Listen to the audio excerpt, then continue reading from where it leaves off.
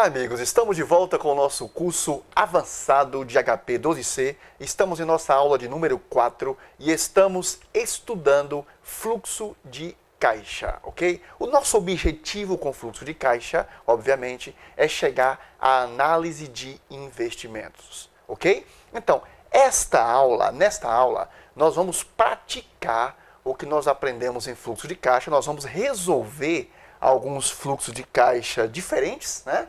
Fluxo de caixas bem diferentes do que você viu até agora, para preparar você para a nossa próxima aula, nossas duas próximas aulas, onde nós vamos trabalhar com a taxa interna de retorno modificada, com a TIR modificada, e aí nós vamos realmente começar a avançar. Eu diria que o curso avançado mesmo começa a partir da próxima aula, né?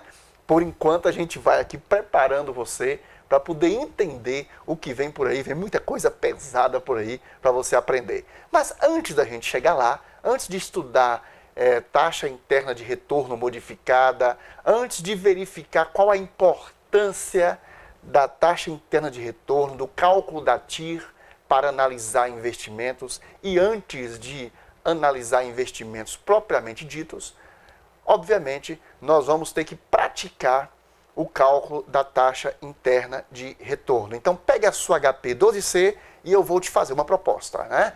Eu quero que você, quando eu estalar o meu dedo, você vai dar uma pausa no vídeo e vai tentar calcular a TIR, a taxa interna de retorno, de cada um desses fluxos aqui. Vou chamar isso aqui de fluxo número 1, fluxo de caixa número 1, este de fluxo de caixa número 2 e este aqui de fluxo de caixa número 3. Então eu quero que você dê uma pausa e tente fazer o cálculo desses fluxos de caixa aqui, tudo bem?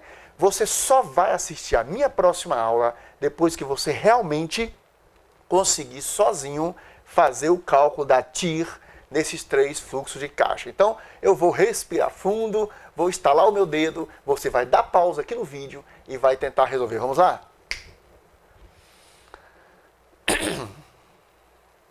Ok, caro amigo, de volta. Eu imagino que você tenha realmente conseguido, é tranquilo, né? Mas se você não conseguiu, nós vamos mostrar aqui. Se conseguiu ou não conseguiu, a gente vai mostrar aqui para você como é que isto é processado, né? Como se faz esses cálculos aqui. Tudo muito tranquilo, tá? Vamos ao primeiro fluxo. Então aqui está a nossa HP12C aqui em cima. Então vamos ligar a HP12C. Tudo bem? Ainda está com o cálculo anterior, nós vamos zerar com FREG, zeramos a HP12C e agora nós vamos fazer o cálculo do fluxo de caixa. Observe que a letra C está na tela, né? Caso a sua não esteja, aperte STO, depois EX, tudo bem? STO, depois EX. Vamos ao primeiro fluxo de caixa. Só uma informaçãozinha aqui. Você sabe, obviamente, que nós vamos negativar os 12 mil reais com CHS, que é o fluxo de caixa inicial, nosso cash flow zero, né? Nosso fluxo de caixa no tempo zero, tudo bem? E nós temos então aqui, temos 4 retornos, 4 entradas, o penúltimo retorno aqui no tempo 3, né? 0, 1, 2, 3, no tempo 3 temos 0, tudo bem, você vai colocar 0 numa boa, e nós temos aqui uma outra saída. Então isso aqui é um fluxo de caixa com 2 saídas, tudo bem? Quando chegar aqui nessa saída de R$1.000, então além dos 12 mil iniciais que saíram do caixa, temos também uma saída de R$1.000 aqui no segundo período. Quando isso acontecer, professor, eu vou usar também GCFJ? Sim, a diferença é que aqui você vai negativar. Você vai apertar CHS primeiro para depois usar GCFJ, ok? Tudo bem?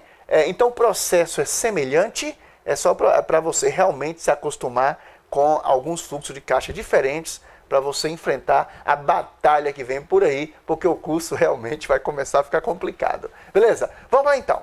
Então, digite 12 mil, aperte CHS e agora GCF0, tudo bem? Ok, então introduzimos aqui o fluxo de caixa no tempo 0, ok? Eu vou colocar o tempo aqui, né? Tempo 0, tempo 1, tempo 2 aqui, tempo 3 e tempo 4, ok? O período, melhor dizendo, né? Tudo bem, agora vamos introduzir 4.500, vamos lá, 4.500, GCFJ, observe que não há o que fazer, ele está realmente positivo, né? Somente neste 1.000 aqui que eu deveria colocar negativo. Deveria, por quê? Olha o que você vai fazer. 4.500 GCFJ. E aqui, professor, o que eu faço? Ok, se o 1.000 estivesse sozinho, realmente justificaria, né? CHS, GCFJ, né? Que é o que vamos fazer, por exemplo, neste fluxo aqui. Ó, o 5.000 aqui está sozinho quando fazermos o fluxo de caixa 3. Mas aqui, você compensa. Se entram 5.000 em caixa e sai 1.000, então entram quanto? 4.000. Então aqui, o que eu digo?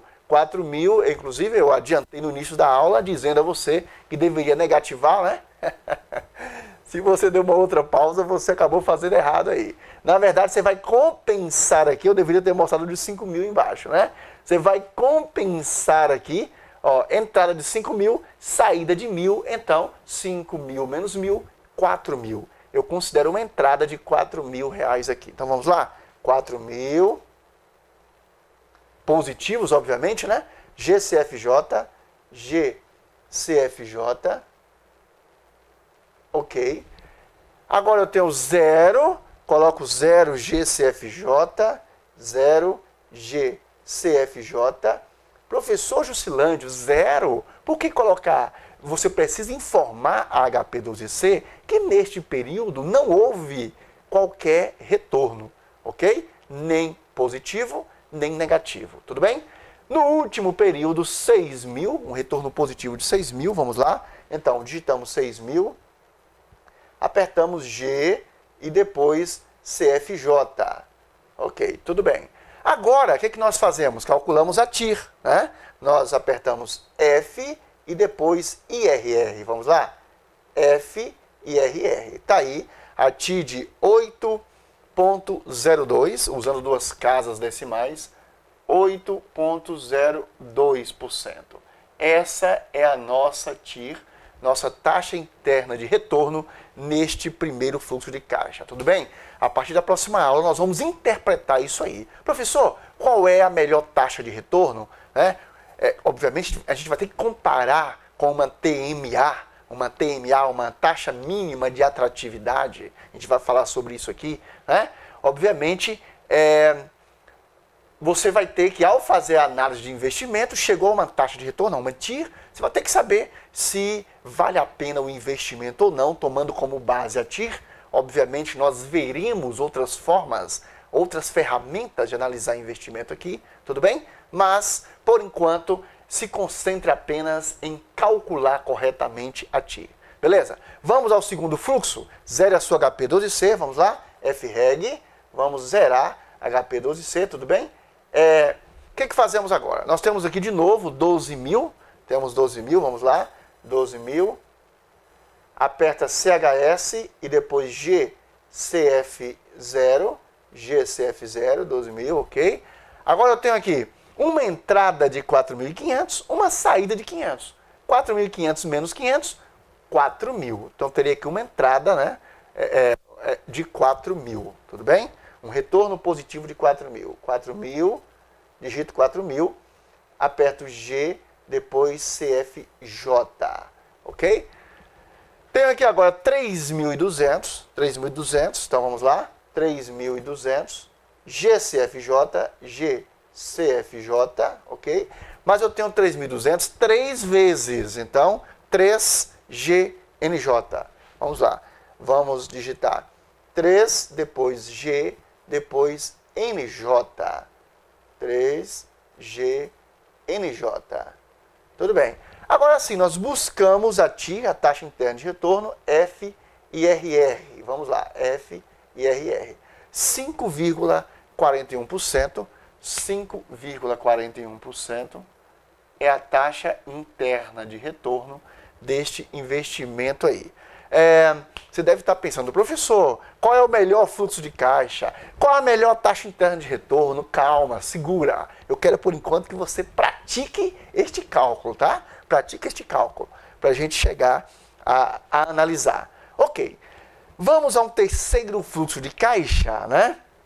E você deve estar se perguntando assim, ô professor, eu poderia aproveitar os cálculos anteriores, né? Por exemplo, esse 12 mil, já que eu tenho, todos eles são fluxos de caixa com quatro períodos, tá vendo? Sim, você poderia, por uma questão didática. Eu prefiro que você faça tudo de novo, por uma questão didática. Mas claro que se eu continuar a executar o fluxo aqui, eu posso usar o que já está na memória,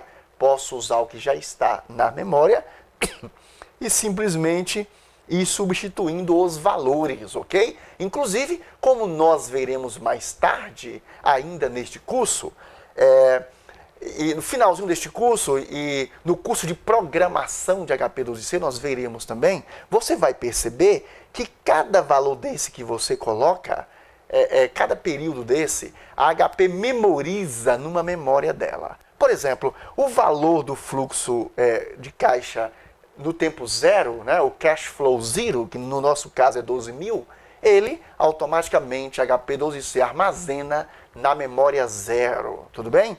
Fluxo de caixa no tempo 1, a HP armazena na memória 1, e assim sucessivamente. Nós vamos, isso para programação é interessante saber disso, tá? Eu só quero que você entenda o seguinte, é possível sim, a HP está sempre memorizando em algum lugar esses dados, e é possível que você reaproveite os dados aí, que você reoriente, modifique o fluxo de caixa para poder aproveitar dados já colocados. Por uma questão didática, a gente não faz isso por enquanto, né? Então vamos lá, freg, ok. Nós zeramos a HP12C, a memória, agora nós vamos fazer esse fluxo de caixa 12 mil novamente, 12 mil, apertamos CHS e depois GCF0, né? Cash Flow Zero. Agora nós temos aqui 5 mil, 5 mil é uma saída de caixa de 5 mil, uma segunda saída de caixa, então precisa ser negativado, ok?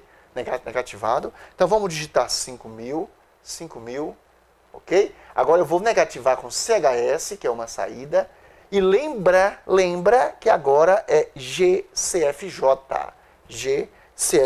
vamos lá, GCFJ, ok? É um Cash Flow J, GCFJ. Agora temos uma entrada, 7.500, vamos lá, 7.500.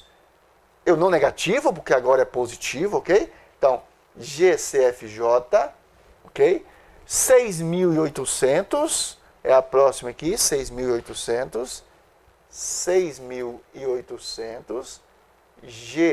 GCFJ, e tenho 8.000, o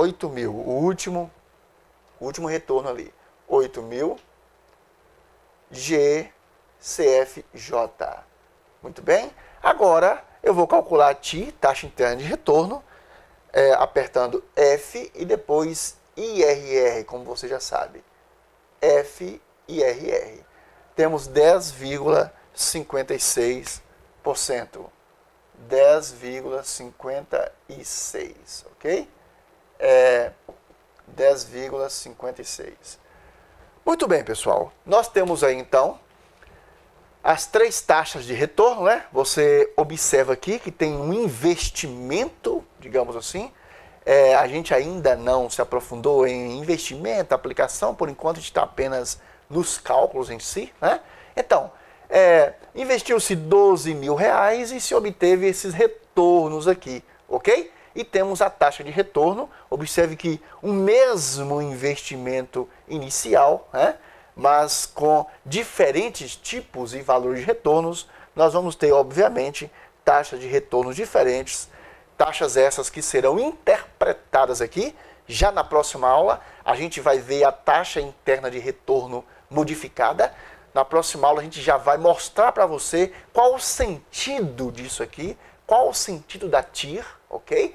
Qual a importância dela para a análise do investimento. Então, a próxima aula, a aula 5, né, e a aula seguinte, a aula 6, nós vamos fechar aí nessas aulas com chave de ouro o estudo da taxa interna de retorno. Eu espero você na próxima aula. Até lá!